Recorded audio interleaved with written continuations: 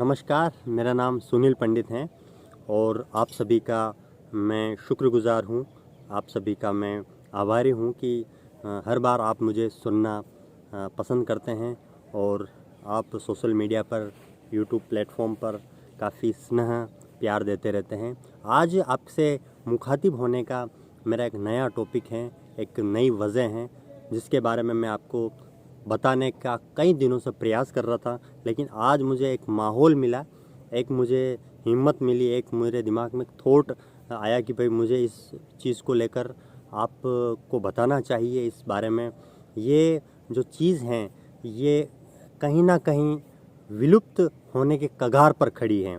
इसको आप जैसे दर्शकों की भी ज़रूरत है और ऐसे कलाकारों की भी ज़रूरत है जो इस चीज़ को आगे बढ़ाएं और इस सनातनी परंपरा को आगे ले जाने का के लिए एक वाहक का काम करें। तो मैं आज क्यों आया हूँ उसका टॉपिक मैं आपसे शुरू करूँ उससे पहले मैं आपको एक दो चीज़ें बताना चाहता हूँ। ये दो चीज़ें हैं जिसको कहते हैं मोरचंग। आप देख सकते हैं कि इनको जो कहते हैं मोरचंग कहते हैं। ये मोरचंग राजस्थानी वाद्य यंत्र है, लेकिन बड़े दुर्भाग्य की बात है, बड़ा मुझे ये कहते हुए दुख होता है कि ये राजस्थानी वाद्य यंत्र है, लेकिन राजस्थान के लोग ही ये इस वाद्य यंत्र के बारे में नहीं जानते हैं, जबकि इसकी धुन, इसकी जो इसका जो मैजिक है वो पूरी दुनिया के सिर पर चढ़ा हुआ है। और आप टेलीविज़न पे जितने भी कार्टून नेटवर्क्स देखते हैं, कार्टून के जो चैनल देखते हैं, एपिसोड देखते हैं, उसमें आपको इसकी आवाज़ सुनाई देती होगी। मैं अभी आपको प्रैक्टिकली करके बताऊंगा। मैंने इसको बड़े इत्मीनान से सीखा है, इसको सीखने की कोशिश की है, सिर्फ इस वजह से सीखने की कोशिश की है कि कहीं न कहीं ये जो चीज़ें हैं वो कहीं न कहीं विलुप्त ना हो जाए। मुझे इस चीज़ को सीखना चाहिए और मुझे सीखने के बाद में इस चीज़ को कहीं न कहीं आगे बताना भी चाहिए कि भाई इसका प्रचार प्रसार मुझे करना चाहिए। ये मेरा नैतिक कर्तव्य है और मेरा दायित्व भी बनता है, क्योंकि मैं संगीत फील्ड से जुड़ा हुआ हूँ। तो हमारे गुरुजनों से हमने जितना सीखा है, जितना कुछ अपने आप में सीखने की कोशिश की है, उन सारी चीज़ों से एक ही निष्कर्ष निकलता है कि कोई भी ज्ञान आप लीजिए और आप लेने के बाद में उसको जितना हो सके उतना फैलाने की कोशिश कीजिए। अब ये जो वाद्य यंत्र हैं ये आप अक्सर लंगा जो समाज के लोग हैं, समुदाय के लोग हैं, उनके मुख से आपने कभी देखा होगा, लेकिन जितने कार्टून नेटवर्क्स हैं इन्होंने कॉपी करके सारे इन्होंने मतलब आप देख सकते हैं कि विदेशों ने तो यहाँ तक दावा कर दिया कि भाई ये जो वाद्य यंत्र हैं ये हमारे यहाँ का है, हमने इसको तैयार किया।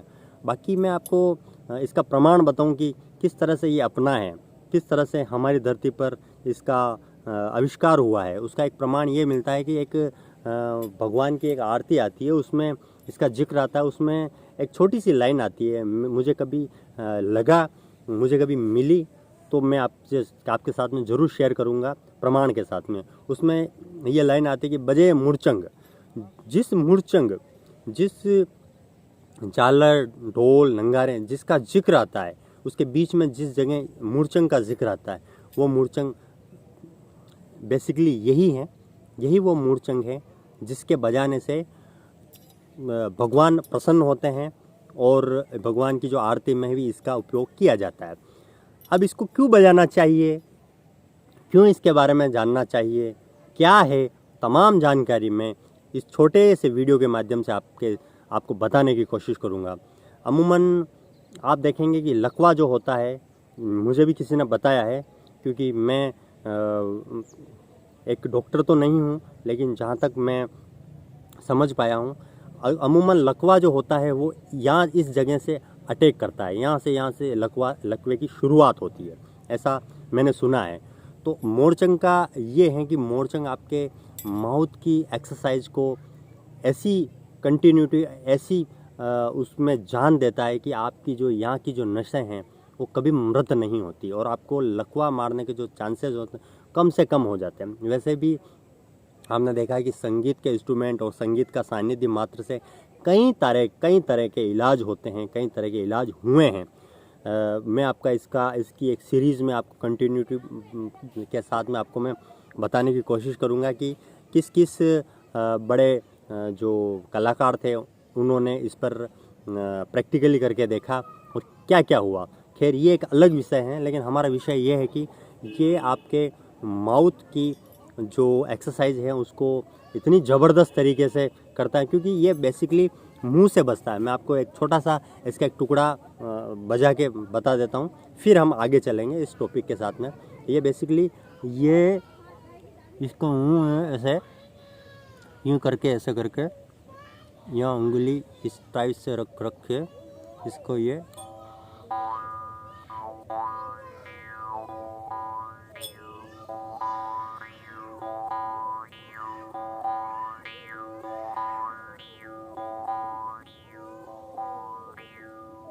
तो ये इस टाइप से ये बसता है। एक्चुअली क्या है, इसको दांतों के बीच में जबड़े के पोजीशन में इसको जबड़े के बीच में दबा दिया जाता है, और फिर ये जो पत्ती है ये आप देख रहे हैं ब्लेड, ये इसके बीच में गैप होने की वजह से ये आवाज़ करती है, आप सुन सकते हैं इसको।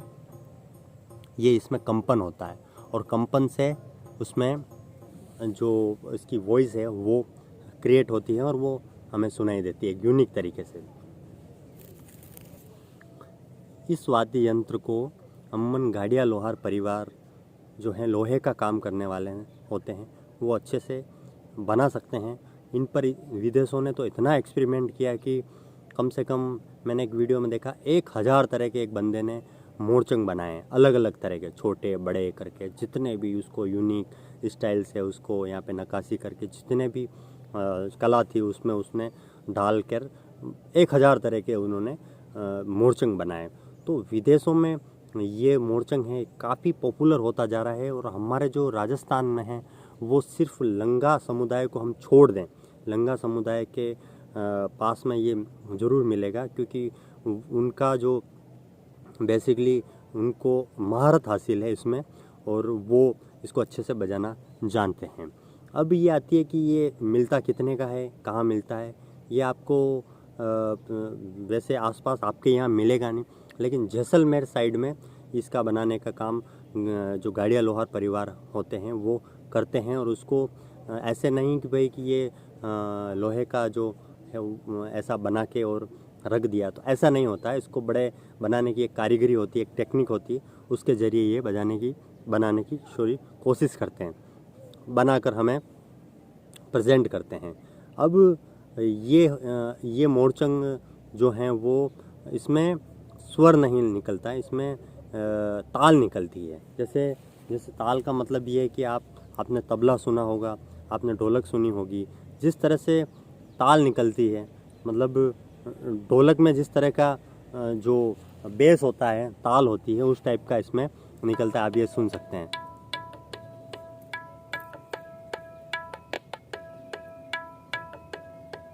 तो इस टाइप का ये जो इसकी ताल होती है वो चलती है, और इसको बजाने के लिए बेसिकली आपको शुरुआत में इस टाइप से ये करके,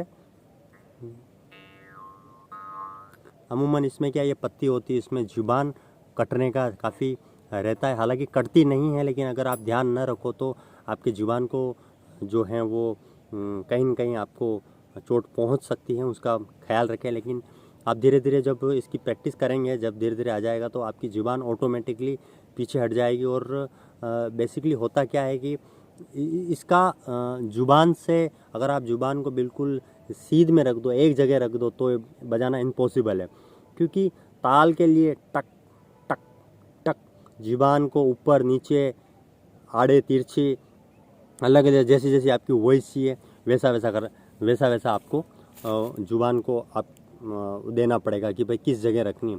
तो धीरे धीरे हो जाएगा। मैं थोड़ा सा आपको टेलर बताता हूँ।